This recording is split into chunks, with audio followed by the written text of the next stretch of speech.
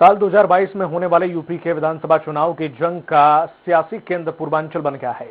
PM की 3 रैलियों के बाद सपा अपने खोए हुए जनाधार को वापस पाने के लिए पूर्वांचल में नया आवासीय कार्यालय बनाने के साथ ही राजभर बिरादरी को साधने के लिए ओम प्रकाश राजभर के हाथ मिला है। अपनी ताकत दिखाने के लिए ओम प्रकाश ने पूर्वांचल के हल्दर मऊ में रैली की, जिसमें सपा मुखिया अखिलेश यादव भी शरीक हुए। वहीं पूर्वांचल में अपनी सियासी आधार को मजबूत रखने के लिए प्रधानमंत्री नरेंद्र मोदी और सीएम योगी आदित्यनाथ लगातार जुटे हैं। ये कुशीनगर, बनारस और सिद्धार्थनगर में रैली कर चुके हैं। उधर कांग्रेस भी ताल ठोक रही है। प्रियंका गांधी भी योगी के गढ़ गोरखपुर में 31 अक्टूबर को प्रतिज्ञा यात्रा शुरू कर रही हैं। उत्तर प्रदेश के चुनाव को लेकर पूर्वांचल से देखे जुड़ी खास रिपोर्ट। पूर्वांचल की चुनावी पिक्चर, किसे मिलेगी सफलता, कौन होगा मायूस।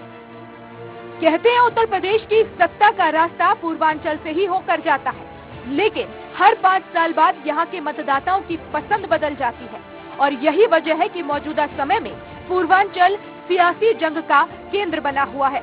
सभी दलों के धुरंधर लगातार पूर्वांचल के क्षेत्रों का दौरा कर माहौल बना रहे हैं। आपको बता दें कि पूर्वांचल में 28 जिले आते हैं जो सूबे की राजनीति, दशा और दिशा तय करते हैं। इनमें वाराणसी, जौनपुर, भदोही, मिर्जापुर, सोनभद्र, प्रयागराज, गोरखपुर, कुशीनगर, देवरिया, महाराजगंज, संत कबीर नगर, बस्ती, आजमगढ़, मऊ, गाजीपुर, बलिया, सिद्धार्थनगर, चंदौली, अयोध्या, गोंडा, बलरामपुर, श्रावस्ती, बहराइच, सुल्तानपुर, अमेठी, प्रतापगढ़, कौशाम्बी और अंबेडकर नगर शामिल है। इन 28 जिलों में कुल 162 विधानसभा सीट शामिल है, लेकिन बीते 3 दशक में पूर्वांचल का मतदाता कभी किसी एक पार्टी के साथ नहीं रहा। वह एक चुनाव के बाद अगले चुनाव में दूसरे दल के साथ हो जाता है। कोई रैली करे चाहे कोई रैला करे, लेकिन अब भाजपा आ रही है, 3 से ज्यादा सीटें जीत करके आ रही है। जैसे ये लोग 2014, 17, 19 में आ रहे थे, वैसे 22 में भी आ रहे हैं, लेकिन चुनाव परिणाम आने के बाद यूपी की चुनावी जंग में आपको ये जानना भी जरूरी है कि पूर्वांचल की 162 सीटों में से 115 पर बीजेपी का कब्जा है। उधर सपा आजमगढ़ में अपना आवासीय कार्यालय बना रही है, जबकि बसपा, कांग्रेस, एआईएमआईएम के प्रदेश अध्यक्ष पूर्वांचल से ही है। आगामी चुनाव में बीजेपी के लिए प्लस पॉइंट ये भी है कि देश के पीएम और सीएम पूर्वांचल से ही है।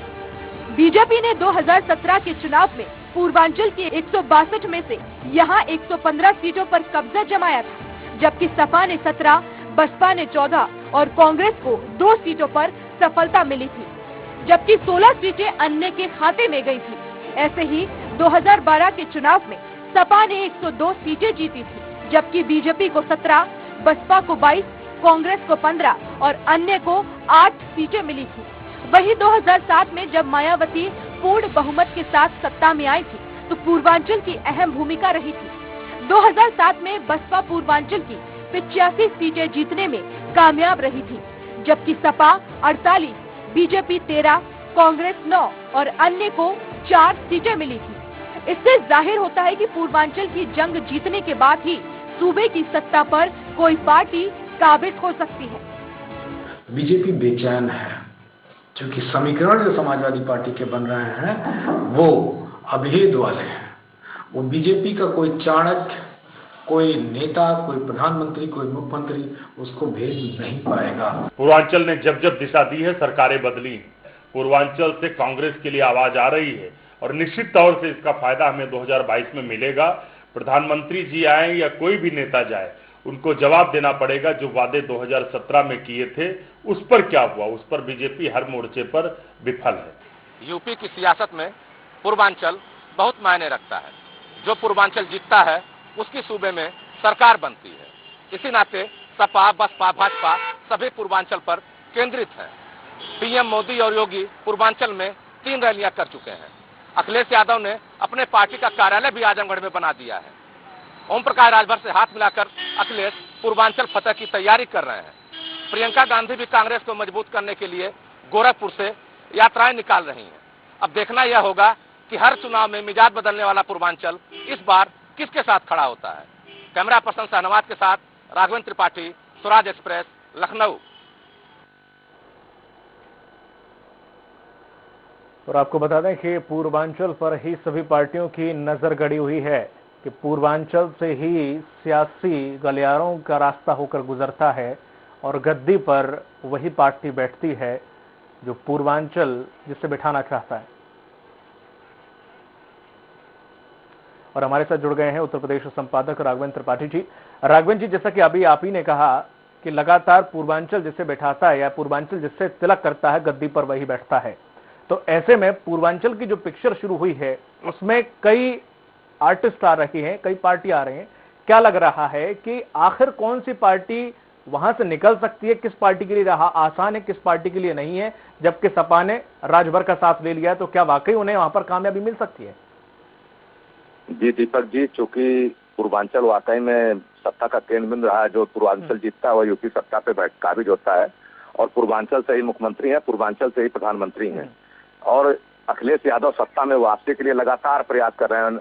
ओम प्रकाश राजभर से हाथ मिलाया है, असदुद्दीन ओवैसी से भी उनकी बातचीत चल रही है। और भारतीय जनता पार्टी के सामने बहुत बड़ी चुनौती है कि पूर्वांचल की जो 100 से अधिक सीटें हैं उनको बचाए रखना, क्योंकि योगी आदित्यनाथ भी पूर्वांचल से है। इसी नाते भारतीय जनता पार्टी ने प्रधानमंत्री मोदी का कार्यक्रम कुशीनगर में करवाया, वहां रनवे का उद्घाटन करवाया। प्रधानमंत्री मोदी बनारस गए, वहां से प्रधानमंत्री आरोग्य योजना का उन्होंने शुभारंभ किया। तो पूर्वांचल पर नजरें सबकी गणी है, लेकिन भारतीय जनता पार्टी सिलसिलेवार ढंग से कई साल से जब सरकार बनी थी तब से पूर्वांचल पर लगातार श्रम कर रही है।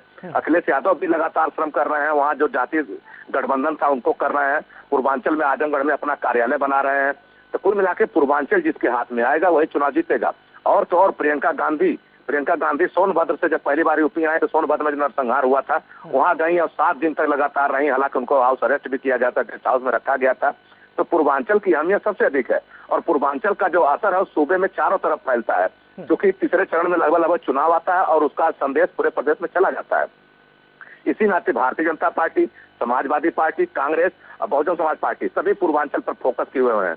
हालांकि भारतीय जनता पार्टी का कहना है कि पूर्वांचल में उनकी सीटें बढ़ेंगी, लेकिन अखिलेश यादव ने कहा है कि पूर्वांचल हम जीतेंगे, क्योंकि पूर्वांचल में भारतीय जनता पार्टी ने कोई विकास नहीं किया। और योगी आदित्यनाथ कह रहे हैं पूर्वांचल में 1 दर्जन से अधिक विकास कार्य हुए हैं। तमाम मेडिकल कॉलेजों का जो शिलान्यास हुआ था उनका उद्घाटन हो चुका है। 9 मेडिकल कॉलेज बन चुके हैं पूर्वांचल में। अब देखना होगा जनता किसके साथ जाती है। ये तमाम महत्वपूर्ण जानकारी साझा करने के लिए आपका बहुत बहुत शुक्रिया राघवेंद्र जी।